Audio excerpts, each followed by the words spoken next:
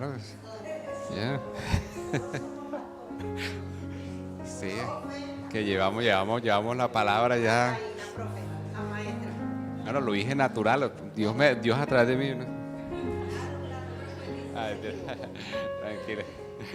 Padre, Rey de Reyes, Señor de Señores, Padre, aquí está tu hija, Señor, que tanto amas, Señor, que hoy a través de ella vas a traernos tu palabra, Señor. Te pido para ella, Señor, que le des toda la sabiduría, inteligencia y entendimiento, Señor, para desarrollar este tema, Señor. Te la pongo en tus manos, Señor. Dale toda la fuerza, la salud, Señor, el amor y todas las herramientas que ella necesite, Señor, para este mensaje, Señor. Te la pongo en tus manos, Padre, en el nombre de Jesús. Amén. Amén. Amén. Bendito sea Dios y Padre de nuestro Señor Jesucristo. Comenzamos con el Salmo 119. Vamos a leerlo en el versículo 142. Dice desde la PDT: tu justicia es siempre correcta, tu enseñanza es la verdad. He sufrido mucho en la vida y he pasado por dificultades, pero tus mandamientos siempre me dan placer. Tus requisitos son siempre justos. Ayúdame a entenderlos para poder vivir. Gracias, Señor, por esta palabra. Gracias porque tus mandamientos no son gravosos, Señor. Porque a pesar del sufrimiento, de las dificultades que son inherentes al ser humano, tú siempre nos sostienes y siempre nos ayudas a entender tu perfecta y santa voluntad. Hoy vamos a navegar, a viajar a través de la segunda carta de los tesalonicenses, en el primer capítulo, del 1 al 4 y luego el 11 y el 12. Pero primero vamos a mirar Tesalónica. Sí se apunta, tengo que ir acá. Vamos allá, quiero que nos ubiquemos geográficamente.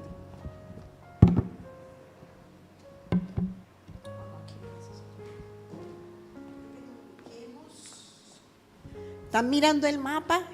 Todo este territorio, no apunta. Bueno, les voy explicando. Todo este territorio, sí, profe. Todo este territorio, en el tiempo de Pablo, todo Italia, parte de Europa, parte de Asia, estaba dominada por el Imperio Romano. ¿Sí ven a Tesalónica aquí? Tesalónica es una ciudad griega. Ahorita miramos de que se decía campo romano porque todo esto que ustedes ven aquí estaba dominada por el Imperio Romano. Miren la ubicación de Tesalónica, un puerto, porque aquí está el mar Egeo, ¿cierto? No aparece aquí, pero geográficamente todo esto es el mar Egeo y todo esto es el mar Mediterráneo.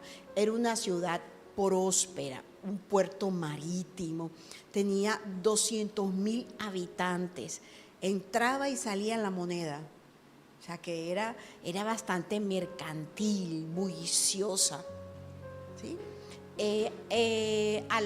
Habían otros dioses, había templos, Afrodita, Zeus. Era una ciudad muy, pero muy importante en el comercio.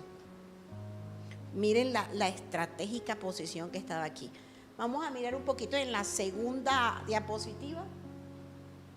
Mi querido Jorge, la segunda diapositiva.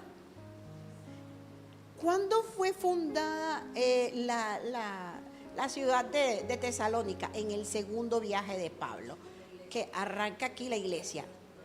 Jerusalén. Dicen que aquí en Antioquía estuvo con Silas, o Silvano, como dice la escritura, es el mismo. Siguió, y aquí en Derbe se le unió Timoteo. Y ya todas estas iglesias estaban ya fundadas. Él las iba a visitar para mirar cómo estaban sus hermanos. Pero en este segundo viaje funda Tesalónica, año 51 después de Cristo. Dicen que esta es una de las primeras cartas que se prevé que él escribe, Tesalónica. Vamos a la siguiente diapositiva y miramos un poquito la ciudad. eso, el trasfondo y ocasión de Tesalónica. Ciudad romana, ¿por qué? Porque estaba bajo el Imperio Romano, pero ubicada geográficamente en Grecia. ¿Qué característica tenía? Era comercial, bulliciosa, idolátrica, sexualizada. La cruzaban 4 carreteras y tenía un excelente puerto. Entonces ya más o menos están ubicados históricamente y geográficamente de lo que vamos a hablar hoy. Allí, en esa ciudad tan bulliciosa, se fundó una iglesia. Y a veces nos da miedo, ¿verdad? Pero es que este espacio es tan feo, hay tanta... Ahí es donde el Señor quiere que la palabra se fundamente. Entonces ya conocimos un poquito de Tesalónica en momentos o en la época de Pablo.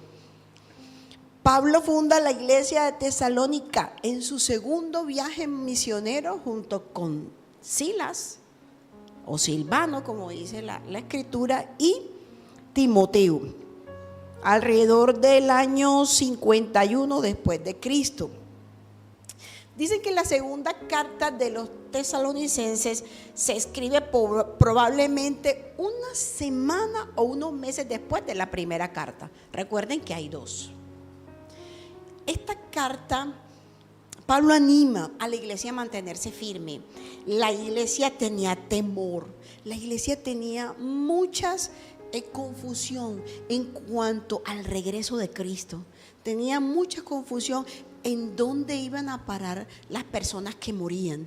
¿Sí? Tenían muchas dudas y eran perseguidos porque la ciudad tenía otro estilo de vida, y tener una iglesia en medio de la bulla, en medio de la adoración de otros dioses, en medio del mercantilismo, era difícil, y la iglesia era perseguida.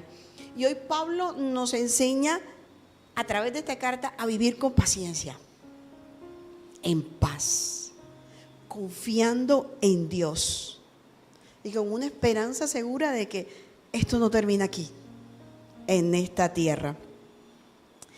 ¿Por quién estaba compuesta esta iglesia en Tesalónica? Por judíos que entraban y salían por el mar Egeo, y la mayoría eran gentiles que se habían convertido al Señor. Ya tenemos una perspectiva histórica y geográfica de dónde estamos. La enseñanza se llama la métrica de la gracia. Y ayer miramos, pero ¿por qué métrica? Tengan esa palabrita ahí, que cuando llegue el momento van a saber por qué se llama la métrica de la gracia. Cuando hablamos de métrica, hablamos de medida, del metro. Pablo mide el crecimiento, y esto me gustó. Pablo mide el crecimiento de la iglesia a partir de la gracia que tiene esa iglesia. Y esa gracia está fundamentada ¿en dónde? En Cristo. Esa gracia le da el crecimiento a la iglesia. ¿Y cuál es la fuente de la gracia? El Señor Jesucristo. Este concepto de crecimiento sería muy cuestionado en este momento, porque diríamos, nosotros somos una iglesia pequeña, con un numerito pequeño de miembros, pero somos una iglesia métricamente grande, porque nuestro fundamento está centrado en Cristo. Algunas personas dirían, ay, pero hay iglesias, mega iglesias, que tienen montones de miembros. Sí, es que es bueno, sí, es bueno, pero no es lo que mide la centralidad del evangelio en una iglesia. Por eso demos gracias por los miembros de esta iglesia, y porque nuestra iglesia, nuestra métrica está basada en el conocimiento y la gracia a través de Jesucristo. En 2 de Timoteo, el 1, versículo 1, Jorge, dice la escritura: Pablo, Silvano y Timoteo, a la iglesia de los tesalonicenses, unida a Dios nuestro Padre y al Señor Jesucristo. Ahí mismo miramos quién escribe: Pablo, Silvano y Timoteo. Y el destinatario es a la iglesia que conocimos ahora, donde estaba ubicada en ese tiempo, a los tesalonicenses.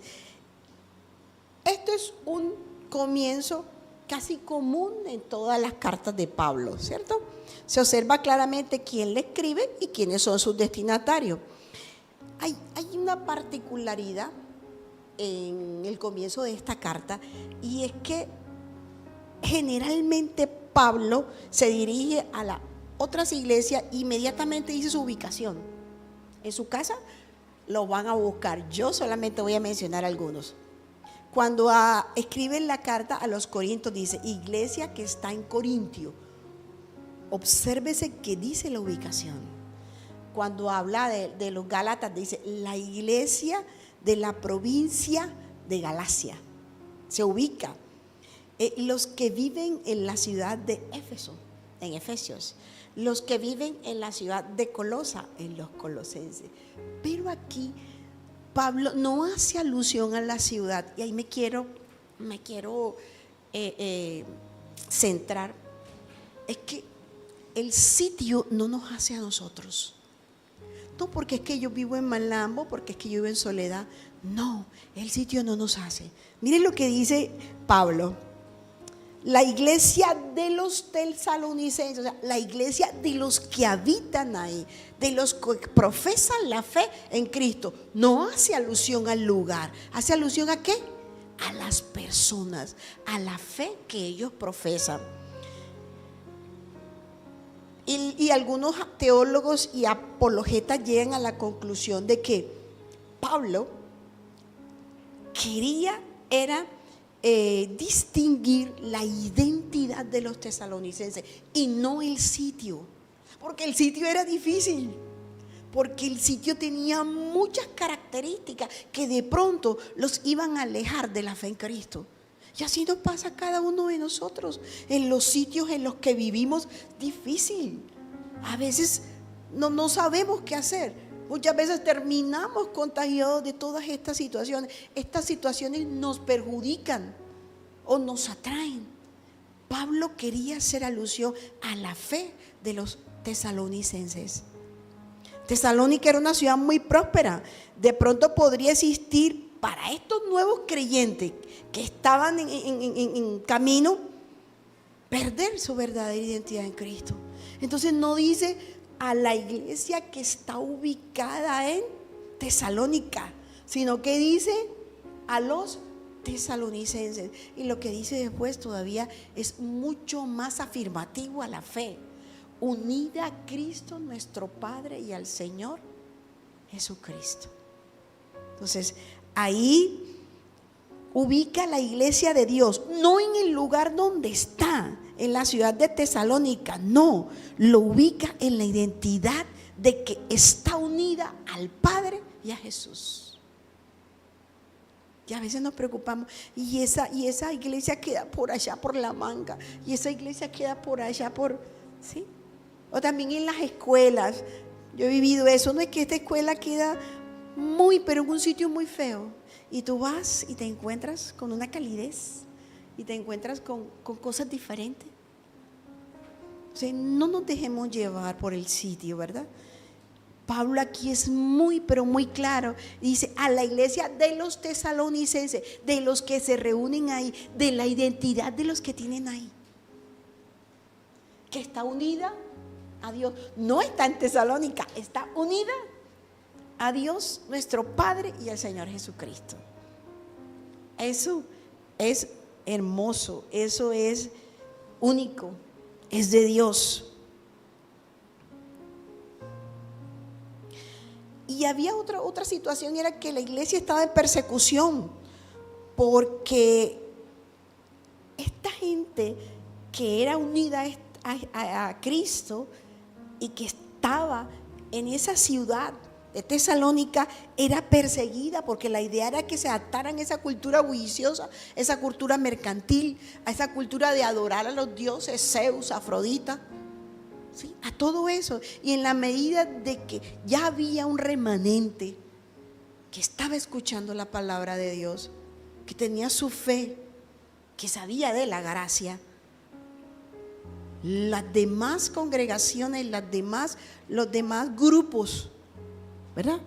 No querían esa iglesia no querían que se adaptaran a esa nueva identidad en Cristo y eran perseguidos.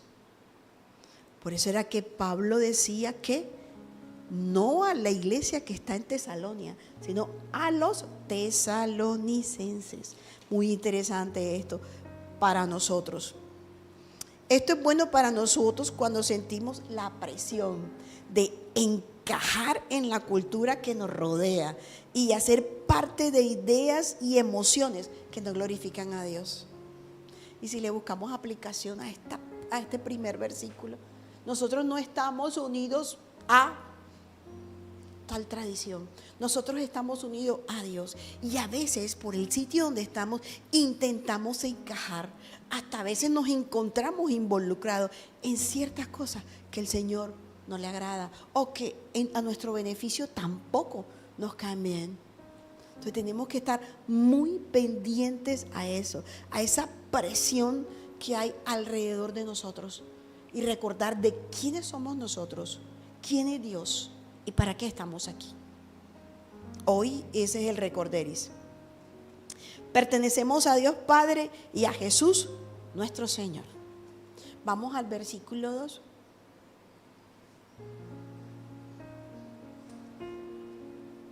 Que Dios, el Padre y el Señor Jesucristo le concedan gracia y paz. Primero habla de los tesalonicenses, de estar unidos. Y después dice que ese mismo Padre y ese mismo Señor Jesucristo le concedan gracia y paz.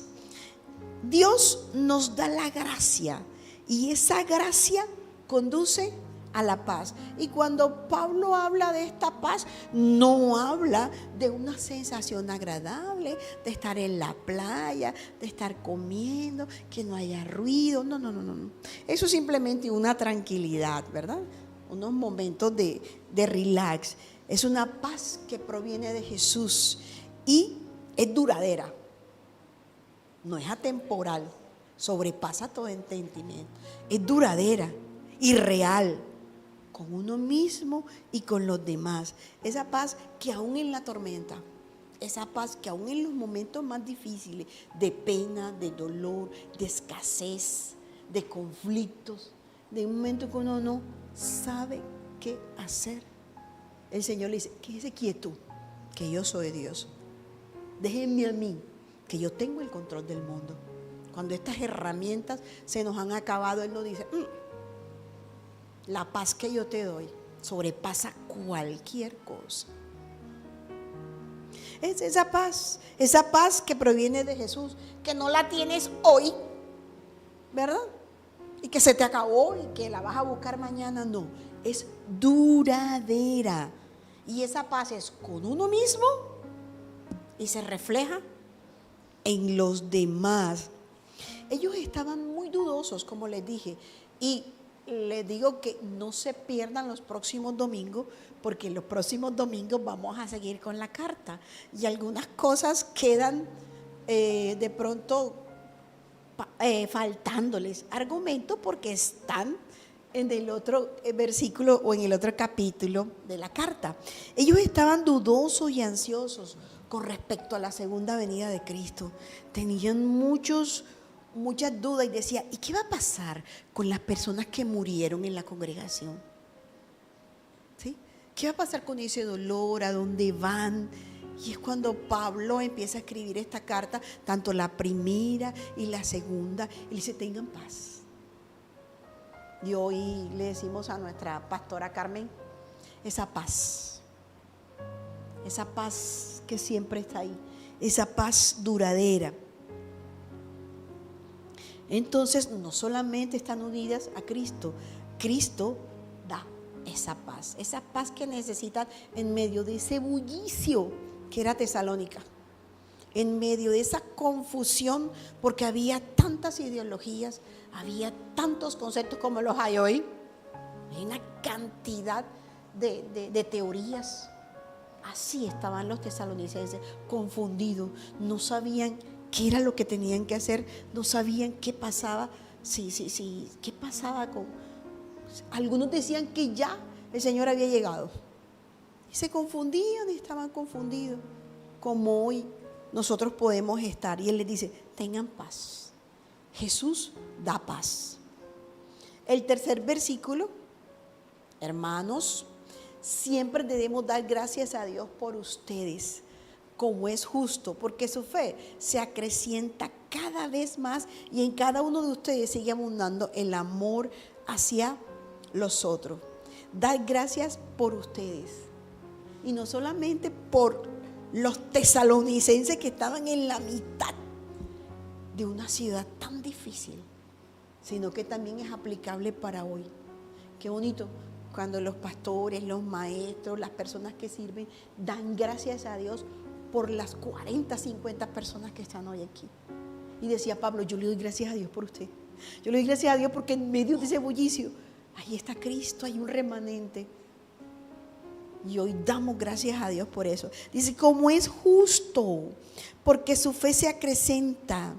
Estar agradecido por nuestros hermanos en la fe. Eso dice mucho de la métrica de la gracia. Y aprendimos dos. No solamente es el número, sino la fuente que es Jesucristo. Y segundo, en la medida que tú das gracias a Dios por el crecimiento de tus hermanos y por tus hermanos, entonces tu métrica une puntos. Y ya si la medimos, decimos, no, somos 60, pero somos una gran iglesia. Damos gracias a Dios por cada uno de ustedes. Hay un versículo de la Escritura que a mí pienso en las pastoras. Dice, el pastor debe pedir por cada uno de sus ovejas, porque el Señor, creo que es así, el Señor le pregunta por cada una de ellas. Ustedes se imaginan a la pastora Carmen, le pedirá cuentas, le pregunta. Ustedes se imaginan a la pastora Carmen y a la pastora Sonia orando por las 60 personas y más de las que nos piden oración, porque el Señor dará cuenta. Ahí está la métrica. Otro punto para medir el crecimiento espiritual de una iglesia. Y eso me alivia un poco. Estar agradecido por nuestros hermanos en la fe. Eso dice mucho de cuánto estamos creciendo, ¿verdad? De la métrica de la iglesia, del crecimiento y la salud de una iglesia. No se le olvide, hermano, pedir y orar por sus hermanos. Y dar gracias por el señor Jairo, que cuando llegamos nos abre la puerta. Gracias porque ya están, cuando tú llegas, ya están colocadas las sillas. Cuando tú llegas ya está puesta la Santa Cena. Cuando tú llegas ya el café está hecho. Cuando tú llegas el grupo de alabanza está para comenzar. Y tú escuchas con una placidez, con un amor la palabra. Da gracias todos los días por eso. Eso ayuda a que la iglesia crezca en la métrica, a medirla. Les cuento que somos compañeros de viaje y socios. Ahí vamos a aprender eso. Todos somos compañeros de viaje en el Evangelio y somos socios. Todos somos herederos, coherederos con el Señor, ¿sí? Somos una familia. Eso acrecenta la fe. Eso dice mucho de la métrica. ¿Cuánto mide tu iglesia? ¿Cuánto espiritualmente crece tu iglesia? Por gracia, esos nuevos creyentes allá en Tesalónica llegaron a Cristo. Por gracia, ¿sí? Pablo lo ve como un regalo de Dios. Pablo ve a ese remanente de gentiles y de judíos que forman la iglesia de los tesalonicenses como un regalo de Dios. Nosotros somos un regalo de Dios aquí en Costa Hermosa. Dios nos ve así. Dice que por gracia esos nuevos creyentes convertidos llegaron a Cristo y Dios irá perfeccionando la obra en cada uno de ustedes. Que no somos perfectos, no. Que tenemos muchos errores, muchas debilidades, sí. Quien habla tiene un montón, les puedo regalar algunas, pero dice que en cada uno de ustedes sigue abundando el amor hacia los otros. Y ese es otro elemento para medir la gracia.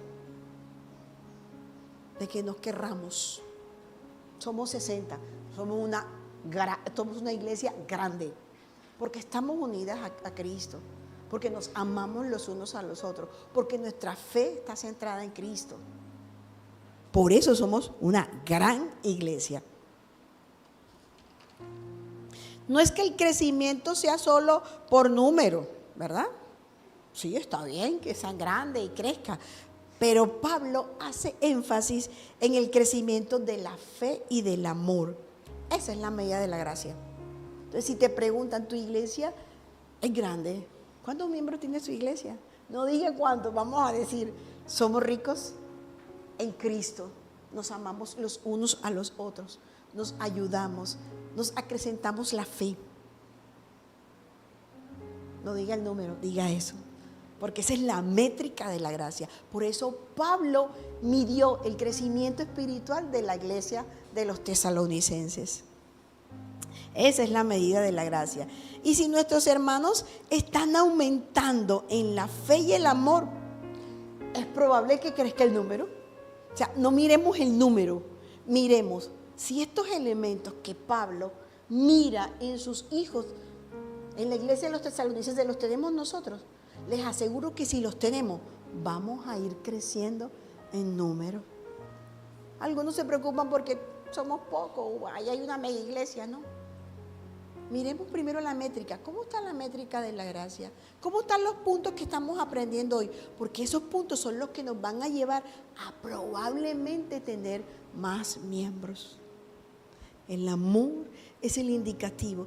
Yo sé que todos los que están aquí están por amor, porque alguna vez escucharon el evangelio, porque Dios se entronizó en su corazón, porque la delicadeza, el amor con que alguien te habló de Cristo te trajo. ¿Sí o no? Somos producto del amor de Dios y del amor y la dedicación que alguien invirtió en mí y en ti. Preocupémonos primero por eso, para después preocuparnos por el número.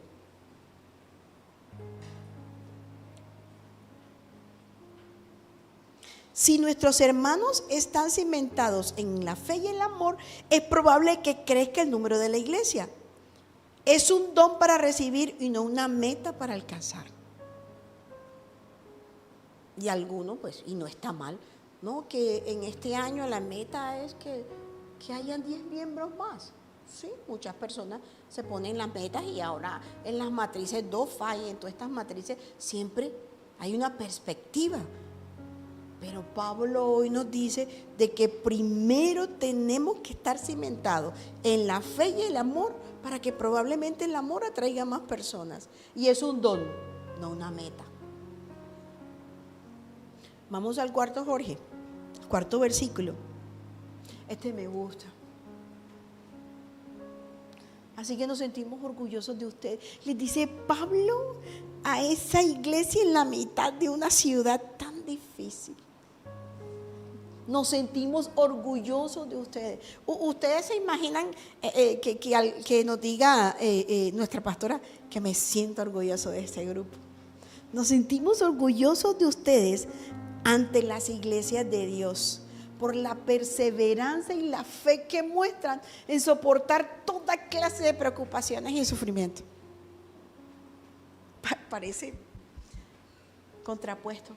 Es que nos sentimos orgullosos por ustedes porque están aquí de pie, aún cuando tengo tantos problemas, aún cuando mi corazón está roto, aún cuando vivo en una ciudad que puedo hacer así, me puedo ir para allá, aún cuando permanezco en la brecha.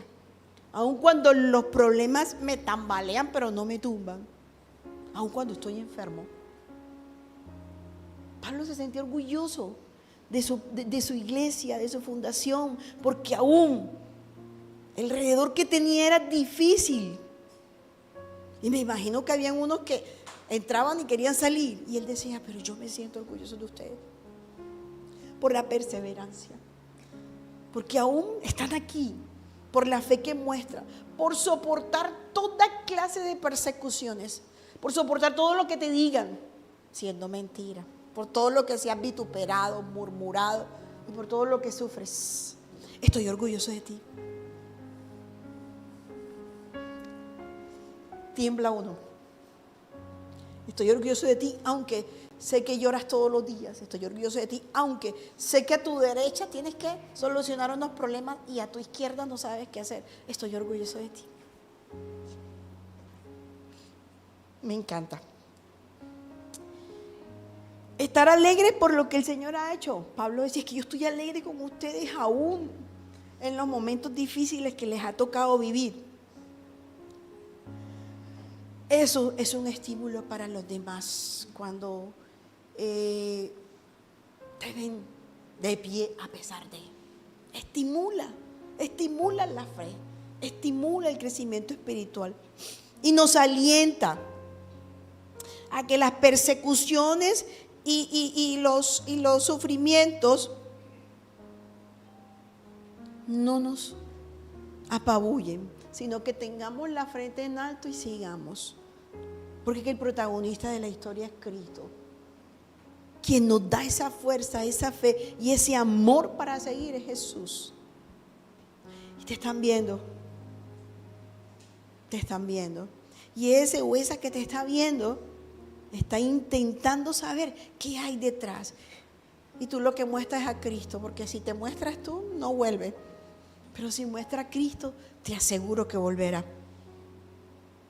Te aseguro que volverá. Y pasamos al versículo 11, Jorge.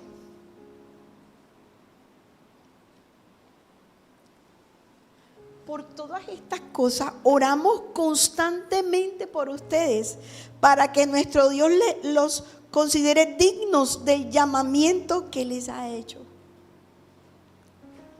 Es que oramos todo el tiempo por ustedes. La palabra aquí dice constantemente. Constantemente es todos los días, ¿verdad?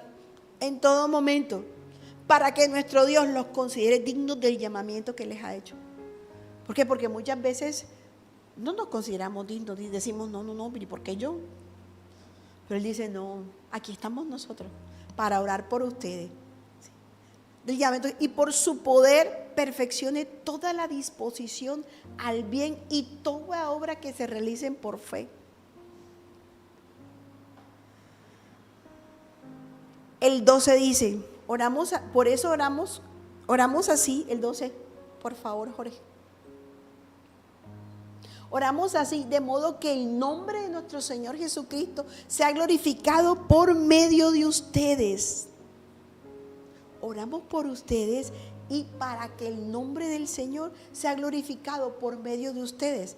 Porque te están viendo, porque tu casa te están viendo, porque tu hijo te está viendo, porque tu esposo te está viendo, porque tus hermanos te están viendo, porque tú eres un embajador de Cristo. Todos los días hay que orar por ti, para que seas testimonio, conforme a la gracia de nuestro Señor y del Señor Jesucristo. Dice que Dios va a ir perfeccionando, que Dios va formando, ¿sí?, ciudadanos del reino de Él. Es Él el que hace la obra. Y Él dice que como fundador de la iglesia, como pastor, como líder, dice que para que esa formación y para que tú seas verdadero ciudadano del reino, hay que orar constantemente. Esa es la otra métrica de la iglesia. Y ahí tú miras, mi iglesia es numerosa, mi iglesia tiene bastantes miembros. ¿Cómo mido yo la iglesia? ¿Cómo mido la gracia en mi iglesia?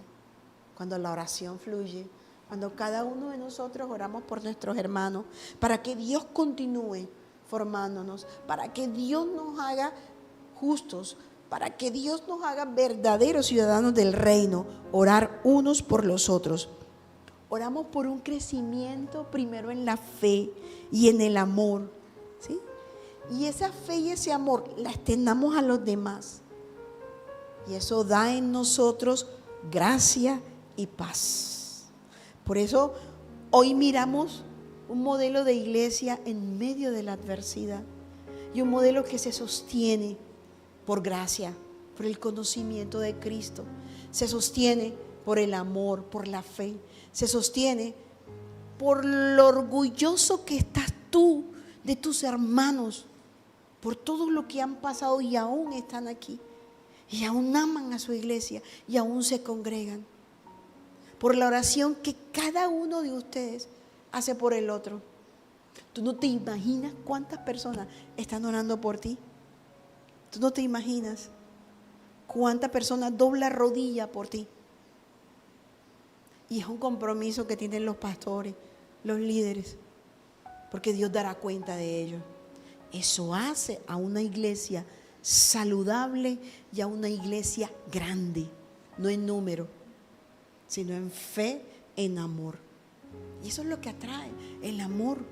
No todo lo que tú conoces, lo que tú estudias, sí, es una base para poder llevar el evangelio, pero es tu amor el que arrastra.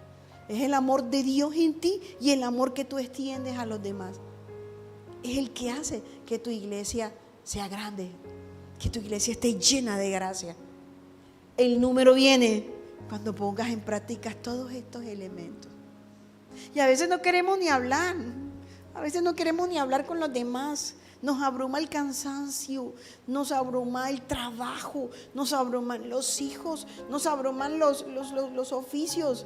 Nos metemos en una cascarita como el huevo y no nos abrimos y mostramos al Cristo que sonríe aun con el corazón te roto, al Cristo que enseña, aún no me da tiempo, ¿sí? A ese Cristo que siempre está para darte la mano, que está pendiente que necesitas. Tú tienes cómo mostrar a Jesús. Anoche, después que dejamos a mi madre, la tuvimos malita en la clínica, ya en la noche que la dejamos, tenía hambre. Íbamos en el carro y me bajé en Simón Bolívar a comprar algo porque teníamos hambre. Iba con mi esposo, mi nieto y mi hija. Y yo tenía aquí en la mente el sermón porque lo tenía hoy. Y yo miraba todo alrededor, estaderos, personas bailando, una bulla, me quedé más sorda de lo que estoy yo. Y yo decía, esto es Tesalónica. O sea, me vi en Tesalónica. Yo, esto es Tesalónica. Pero fíjate, yo estoy aquí comprando. ¿Ah? Esto es Tesalónica. El hombre que me atendió me dijo, espéreme 10 minutos que tengo mucho. No se preocupe, yo le espero. Y lo esperé ahí. Y había la cerveza. Le dije, este es Tesalónica. Lo que tengo que decir mañana, este es Tesalónica. Y le agradecí al hombre, gracias. Gracias por atenderme, por abrirme el espacio. Me quedó mirando como que, ¿esta señora qué le pasa? Sí. Dije, este es Tesalónica. Sí. Somos locos, somos extraterrestres. Acuérdese, no somos de este mundo, no somos de este reino. Así es, amén. Esa es la iglesia que quiere Cristo. Esa es la iglesia que fue proclamada hace un montón de tiempo y que aún no intentamos entender.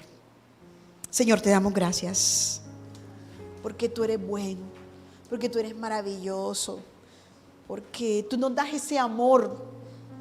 Tú nos impregnas de tu amor, de tu fe, nos impregnas de tu gracia, Señor, para poder mostrarte, porque humanamente no te podemos mostrar, sino es con tu Espíritu Santo que podemos hablar de ti.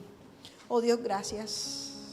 Aún en el sufrimiento, aún en el afán, aún en el trabajo, aún en lo que hay que hacer, aún en todas las cosas que nos rodean, tú eres Rey. Tú tienes el control, Señor. Tú estás por encima de toda enfermedad, de toda circunstancia, de toda batalla. Y eso es lo que quiere el Señor. Que no nos sintamos solos, sino que Él va con nosotros siempre. Y Él nos va a cuidar porque somos sus hijos. Ayúdanos a mostrar esa iglesia saludable.